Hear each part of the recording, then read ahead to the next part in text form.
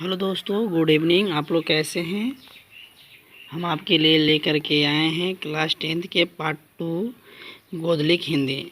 Part 2 होगी जो 20 की दांत होंगे। इससे संबंधित हमने क्वेश्चनों के बारे में बताएंगे।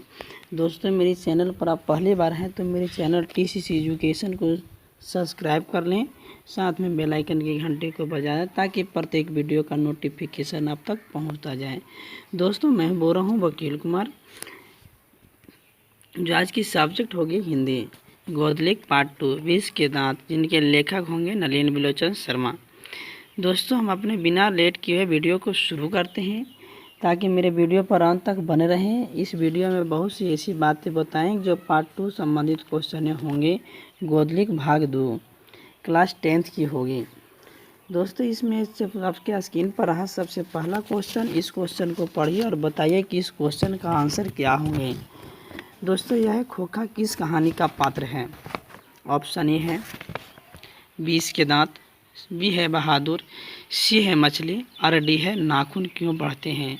तो दोस्तों, इसका सही आंसर क्या होंगे कमेंट्स बॉक्स में फटाफट लिखना ना भूलें और इसे जल्दी जल्दी बताएं क्या इसका आंसर होंगे।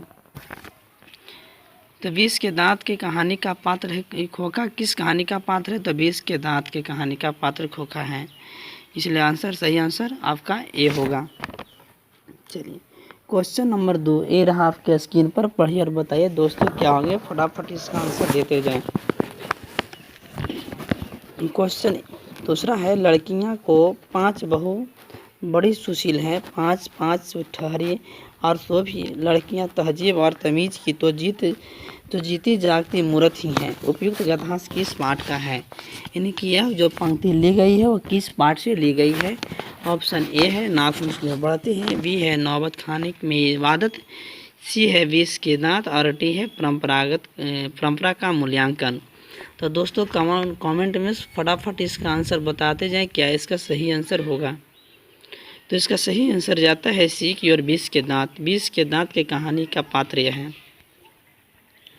चलिए, क्वेश्चन नंबर 3 ए रहा आपके स्क्रीन पर, पढ़िए और बताइए फटाफट इसका सही आंसर क्या होंगे। मदन किसका बेटा है? ऑप्शन ए है सेन साहब का, बी है गिरधर लाल का, सी है सोफर का और डी है अखबार नवीस का। तो इसका सही आंसर दोस्तों क्या होंगे कमेंट्स में फटाफट लिखते जाएं क्या इसका सही आंसर होगा। तो दोस्तों, इसका सही आंसर जाता है बी की और गिरधर लाल। मदन गिरधर लाल का बेटा था। चलिए, क्वेश्चन नंबर 4, अब इसको पढ़िए और बताइए क्या इसका सही आंसर होंगे। कमेंट्स बॉक्स में लिखना ना भूलें। नलिन बिलोचन शर्मा का जन्म कहाँ हुआ था? ऑप्शन ए है सिमरिया, बी है बलिया, सी है उनवास और डी है पटना। तो इसका सही आंसर क्या होंगे दोस्तों? फटाफट इसको लिखते जाए कमेंट्स बॉक्स में क्या होंगे। तो नलिन बिलोचन शर्मा का जन्म पटना में हुआ था। चलिए, क्वेश्चन नंबर 5, आलोचकों के अनुसार प्रयोगवाद का वास्तविक प्रारंभ इनकी कविता से हुई है। इन्हें किस कविता से हुई है? हजारी प्रसाद द्विवेदी, बी है नलिन बिलोचन शर्मा, सी है अमरकांत और डी है अशोक वाजपेयी। तो इसका दोस्तों सही आंसर क्या होंगे? तो इसका सही आंसर जाता है आपको बी की ओर, नलिन बिलोचन शर्मा होंगे। चलिए, क्वेश्चन नंबर 6, हिंदी कविता में पर्धावाद में प्रवर्तक कौन है? ऑप्शन ए अमरकांत, बी है रामविलास शर्मा, सी है नलिन बिलोचन शर्मा और डी है अशोक वाजपेयी। तो इसका सही आंसर दोस्तों क्या होंगे? तो इसका सही आंसर होगा सी, हिंदी कविता के पर्धावाद के प्रवर्तक नलिन बिलोचन शर्मा को कहा गया है। राइट आंसर सी होंगे। चलिए, क्वेश्चन नंबर 7, सेन साहब की नई मोटर कार किस रंग की थी? दोस्तों, यह बहुत बार क्वेश्चन में पूछ चुका है बिहार बोर्ड, इसे याद कर लें क्या इसका सही आंसर होंगे। फटाफट कमेंट्स बॉक्स में लिखते जाएं क्या इसका सही आंसर होगा। सेन साहब की नई मोटर कार किस रंग की थी? ऑप्शन ए सफ़ेद, बी काली, सी नीली और डी लाल। तो राइट आंसर सही आंसर इसका दोस्तों क्या होंगे? तो सही आंसर जाता है आपका बी की ओर, काली होगी। सेन साहब की नई मोटर कार काली रंग की थी। चलिए, क्वेश्चन नंबर 8, महल झोपड़ी वाले की लड़ाई में अक्सर महल वाले की ही जीत होती है। इस गद्यांश के लेखक कौन है? Option A Mahatma Gandhi, B है अमरकांत, सी है नलिन बिलोचन शर्मा और डी है अशोक वाजपेयी। दोस्तों फटाफट इसको कमेंट्स बॉक्स में लिखते जाएं, क्या इसका सही आंसर होगा। तो इसका सही आंसर जाता है आपको सी की ओर, नलिन बिलोचन शर्मा होंगे। महल और झोपड़ी वाले की लड़ाई में अक्सर महल वाले की ही जीत होती है। इस गद्यांश नलिन बिलोचन शर्मा इन्हें 20 के दांत से ले गई हैं। चलिए क्वेश्चन नंबर 9, 20 के दांत के कहानीकार कौन है? ऑप्शन ए है गुणाकर मूल्य, बी है अमरकांत, सी है नलिन बिलोचन शर्मा और डी है यतीन्द्र मिश्र। तो इसका सही आंसर क्या होगा? दोस्तों इसका सही आंसर हो जाता है नलिन बिलोचन शर्मा होंगे। 20 के दांत के कहानीकार कौन थे, यानी कि इसका लेखक कौन है? तो नलिन बिलोचन शर्मा होंगे। चलिए क्वेश्चन नंबर 10, 20 के दांत कहानी किस वर्ग के अनेक अंतर्विरोधियों को उजागर करती है?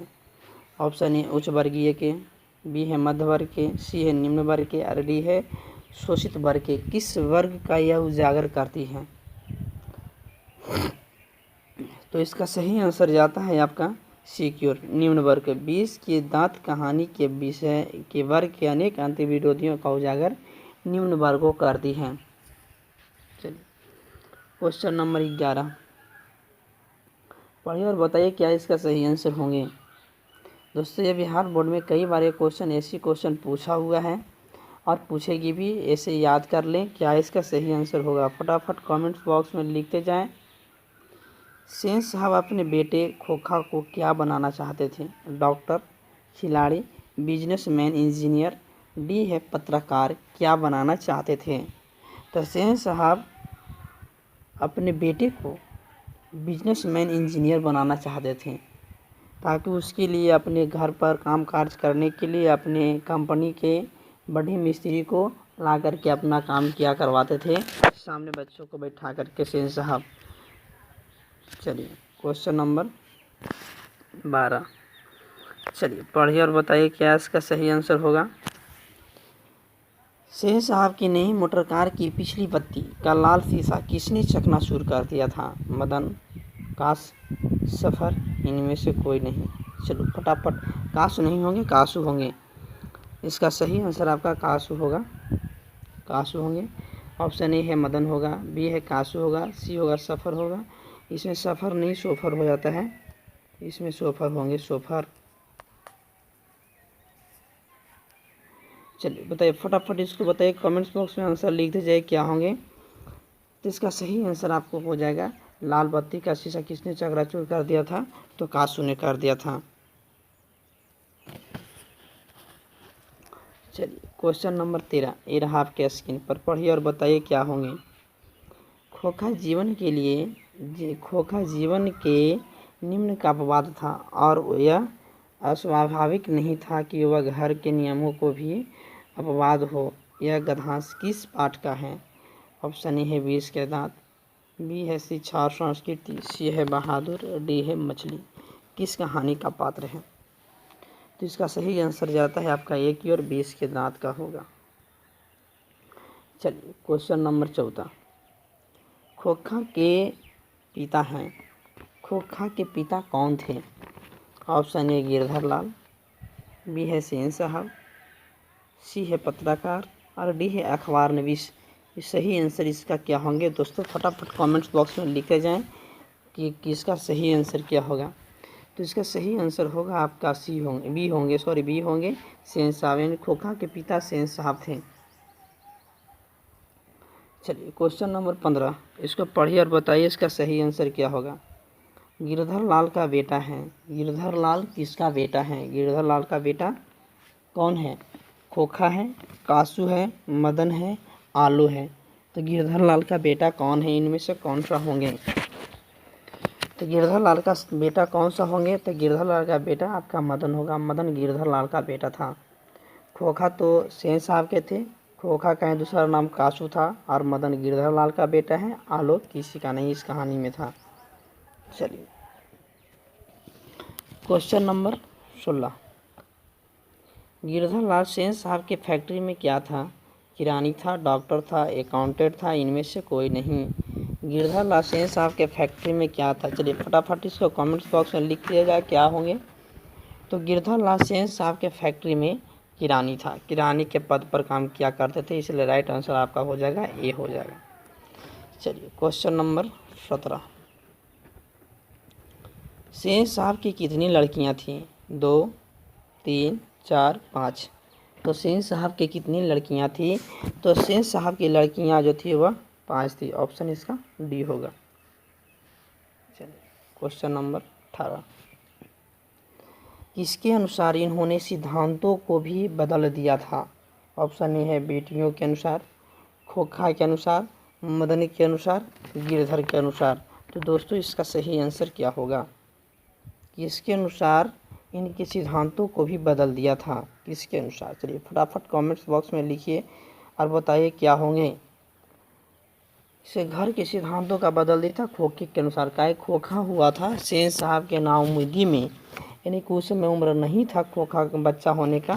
जिस बच्चे में मिसेस सेन साहब की यह आपके बेटा खोखा हुआ था, जो 5 बेटियों के बाद यह आपका खोखा था, इसीलिए वह उसके अनुसार ये सिद्धांत तो सब के लिए अलग थी और खोखा के लिए घरों में अलग नियम रखा गया था सेन साहब के घर में। चलिए क्वेश्चन नंबर 19। ऐसे ही लड़के आगे चल कर के गुंडे चोर डाकू बनते हैं, यह पंक्ति किस कहानी से ली गई है? चलिए फटाफट बताइए किसने यह कहा है। चलिए ऑप्शन ए है सेन साहब की धर्मपत्नी गिरधर सेन साहब सोफर। किसने कहा कि ये ऐसे ही लड़के आगे चल कर के चोर गुंडे डाकू होते हैं? किसने कहा? या इसका किसने कहा था? सेन साहब ने कहे थे। सेन साहब ने कहे थे ये गिरधर लाल से कहे थे कि देखो गिरधर, अपने बेटे को समझा लो मदन को, और नहीं तो ऐसे ही लोग आगे चल कर के गुंडे चोर डाकू लफंगे बनते हैं। तो सेन साहब ने कहे थे गिरधर लाल से। चलिए इसका राइट आंसर हो जाएगा आपका सी हो जाएगा, सेन साहब। चलिए क्वेश्चन नंबर 20। इसके लिए घर में अलग नियम थे, दूसरे तरह की शिक्षा थी। ऑप्शन ए खोखा के लिए, बी है मदन के लिए, सी है बेटियों के लिए और डी है इनमें से कोई नहीं। तो इसका सही आंसर क्या होगा? दोस्तों इसका सही आंसर जाता है आपका सी क्यों, बेटियों के लिए। इसके घर में अलग नियम के लिए दूसरे तरह की शिक्षा बेटियों के लिए होती थी। बेटियों को अलग शिक्षा दी जाती थी और बेटों को अलग, मदन खोखा को अलग शिक्षा दिया जाता था बेटियों के लिए। चलिए क्वेश्चन नंबर 23। नाउमीदी बुढ़ापे में आंखों का तारा है। ऑप्शन ए मदन, बी है खोखा, सी है रजनी, डी है शेफाली। तो इसका सही आंसर क्या होगा? तो इसका नाउमीदी में बुढ़ापे की आंखों का तारा खोखा को कहा गया, जिसका नाम कासू था। खोखा या कासू रहे तो आपका दोनों में से सही आंसर हो जाएंगे। इस राइट आंसर आपका हो जाएगा बी खोखा होंगे। चलिए क्वेश्चन नंबर 22। मैं चाहता हूँ कि वे जेंटलमैन ज़रूर बने और जो कुछ बने उसका काम है, उसकी पूरी आज़ादी रहेगी। अब बच्चों के विषय में ऐसा ख्याल किनका था, यानी किसने इस बातों को सोचे थे? ऑप्शन ए है सेन साहब का, बी है पत्रकार महोदय का, सी है गिरधर लाल का और डी है अखबार बिन का। किनका यह सोच किनका था? तो इसका सोच था, किनका सोच था? सेन साहब का सोच था। सेन साहब की ऐसी बातें का सोच था, इसलिए राइट आंसर आपका हो जाएगा ये हो जाएगा। चलिए क्वेश्चन नंबर 23।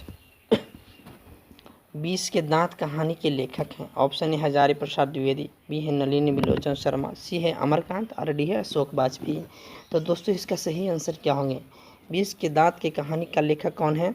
तो नलिनी बिलोचन शर्मा होंगे। ऑप्शन बी होगा राइट आंसर बी, सही आंसर बी होंगे।